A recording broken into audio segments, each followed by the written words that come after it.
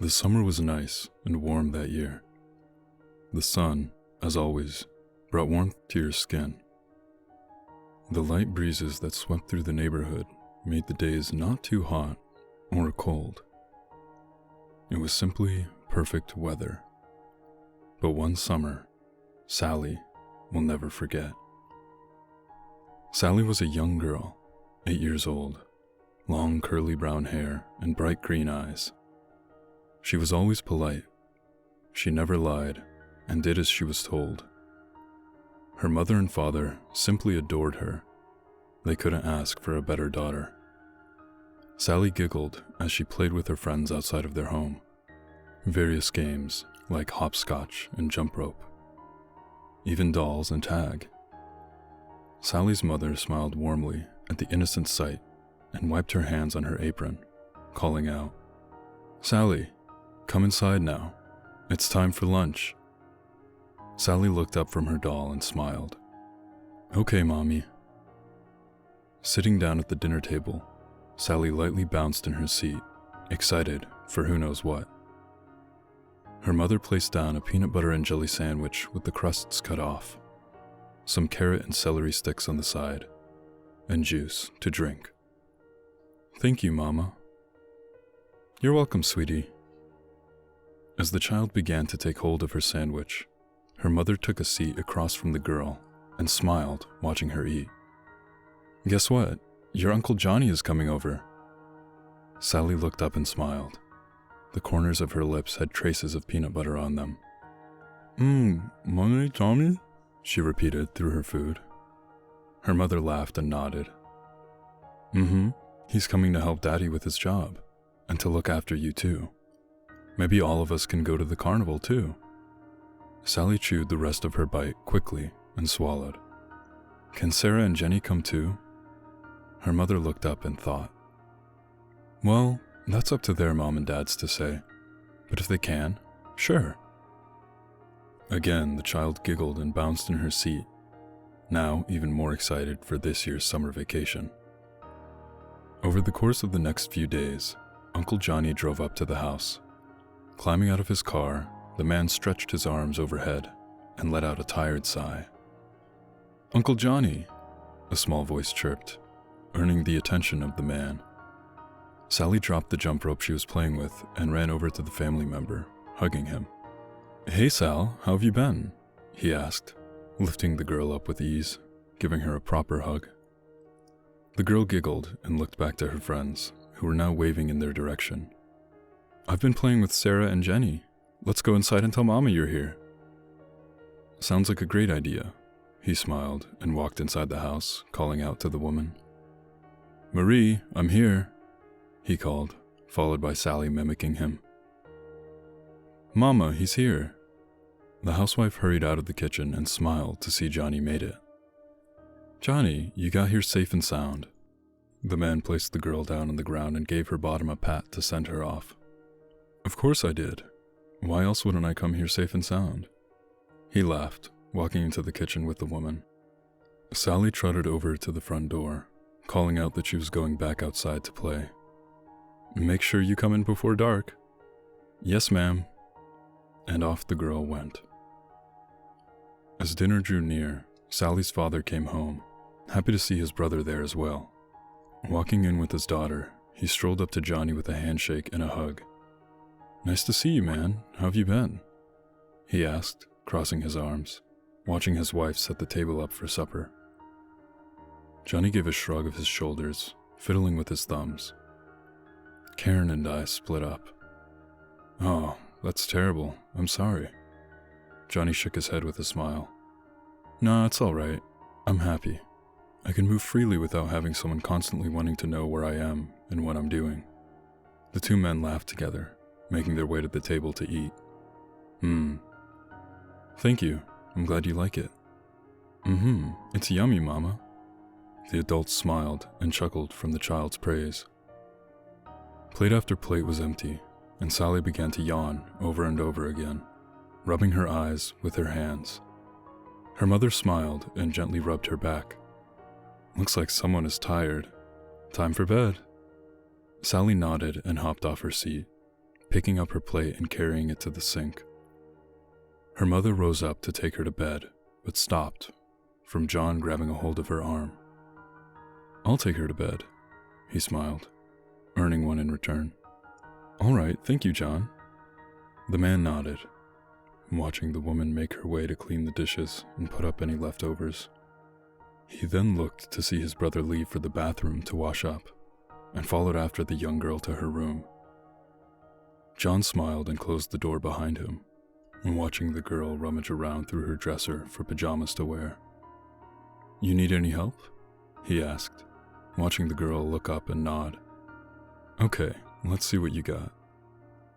The man waltzed up alongside her and began looking through her various pajamas.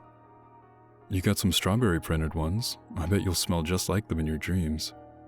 He took the shirt up and showed her, giving it a few deep inhales.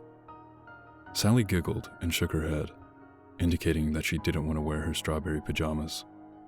Johnny nodded and placed the shirt back, then pulled out another shirt with a unicorn on it. "How about this one? Bet you'll ride on Miss Unicorn here." Again, the child giggled and shook her head no. The man let out a small huff before placing it back, then took out a regular white nightgown. "How about this? Be able to turn into a princess with this." Sally's eyes lit up and she clapped her hands excitedly and nodded. Placing the gown on her bed, he reached over to her and began to unbutton her shirt. "I can get dressed, Uncle," she said with a smile, looking down at his hands on her shirt. The man smiled back and nodded, continuing to work his way down. "I bet you can, but you're tired, and why not have some help?" he asked, watching Sally nod a few times. Once getting her shirt unbuttoned, he slipped it off her shoulders and gave her tummy a poke, making her giggle. He grinned and took a hold of the rim of her shorts and pulled them down. Finally, the man grabbed a hold of her nightgown and pushed the opening over her head, making sure her arms could go through the sleeves. "All done," he said happily, watching the girl smile back, giggling when she bounded on top of her bed. Johnny rose up and picked up her clothes. The door opened up and in walked Sally's mother, coming to tuck her in. "You ready for bed?" she asked, walking around the bed. Johnny looked up and hurried over to the other side of the bed. "I'll tuck her in. Is that okay?" Marie looked up at him and smiled, shaking her head. "Of course." She looked down at her daughter and leaned in, kissing the child on her forehead. "Good night, sweetheart." "Good night, Mama." Giving the girl a gentle rub with her thumb on her forehead, the woman took the clothes Johnny had and made her way out of the room. Johnny smiled to the mother and walked over to the light switch, flicking it off. He carefully closed the door to her room and locked it. Slowly, he looked over his shoulder towards Sally. Johnny wore a chilling, crooked smile. After the next few days, Marie noticed that Sally wasn't acting herself. She wasn't smiling as brightly as she did.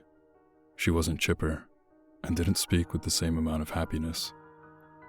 Marie took a hold of the child's hand before she left to play with her friends and took her aside. Sally looked up at her mother with a confused look. "Honey, are you feeling okay?" she asked, kneeling down to be at the child's height.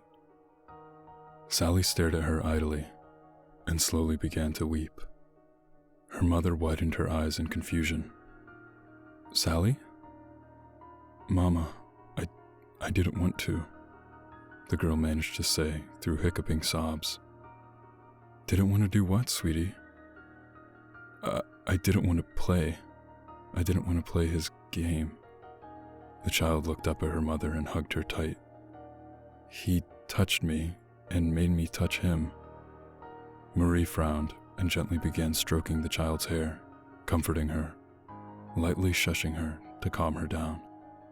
"Shh, it's okay. Mama's here now." "It was a nightmare, that's all." The girl had a scary nightmare.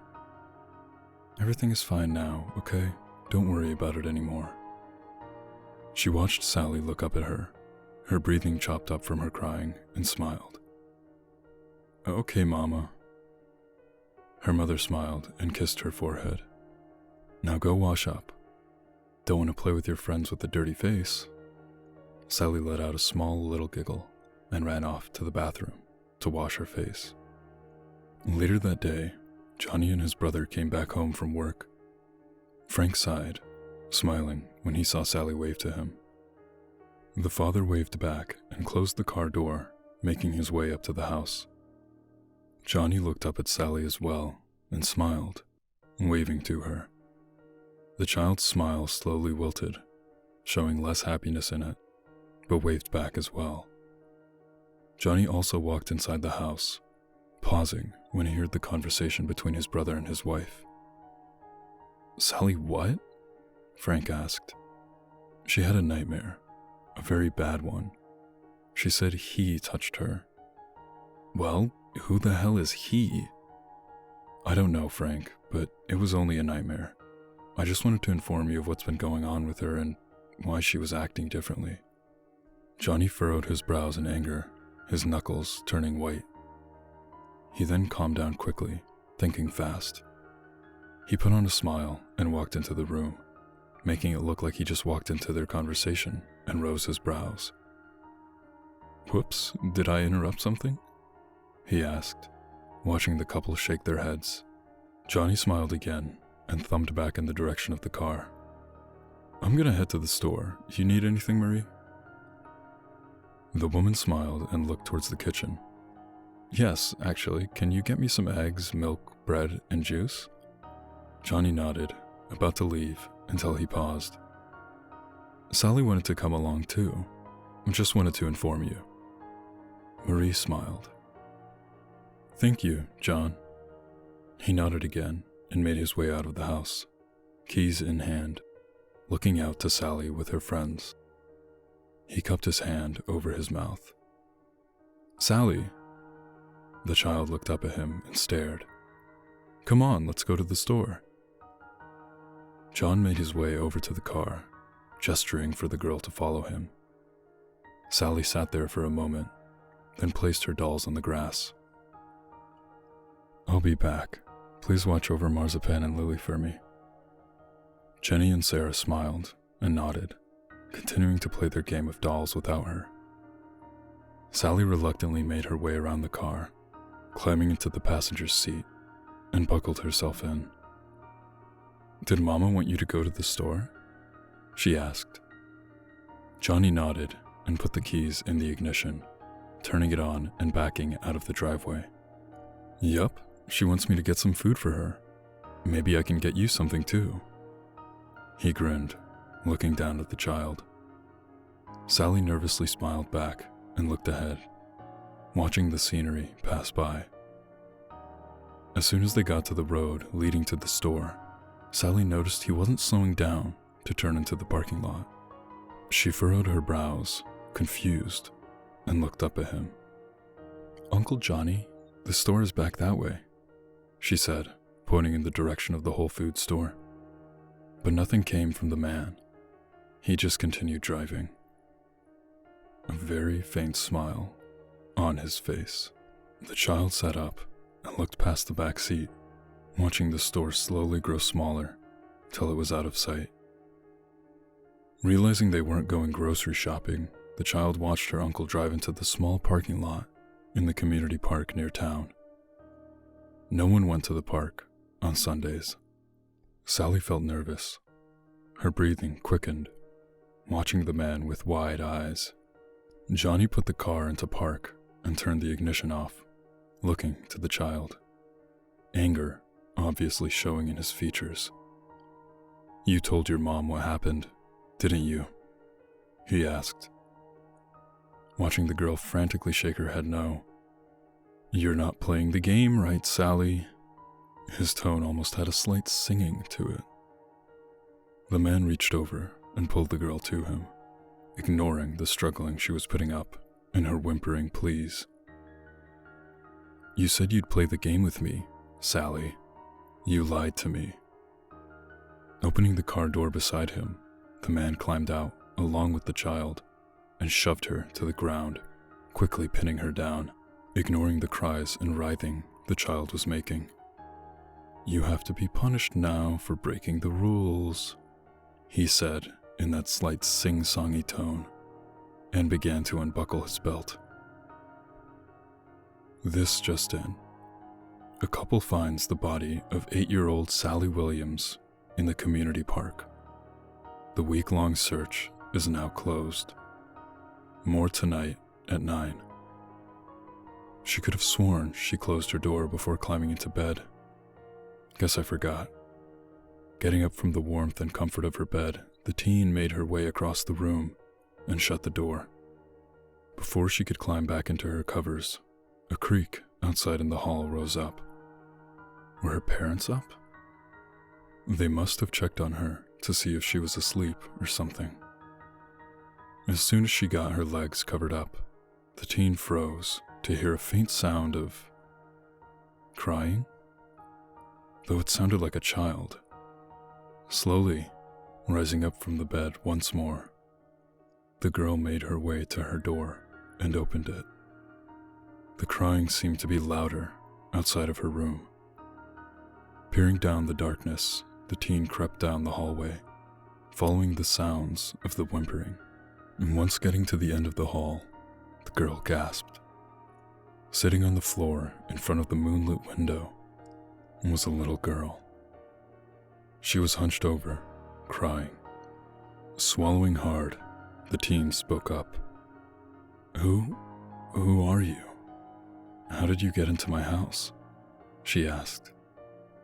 Suddenly, the crying stopped. The child slowly moved her hands away from her face and looked behind her, twitching lightly. Blood replaced her tears, staining her hands. There was a deep clot of blood and hair on the side of her head. Blood leaking from the wound down her face and onto her dirty nightgown. Her bright green eyes seemed like they saw right through the teen's soul.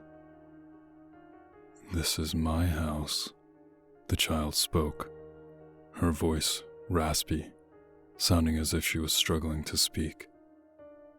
The girl's body twitched and wiggled oddly as she rose up to her feet and turned to face the teen.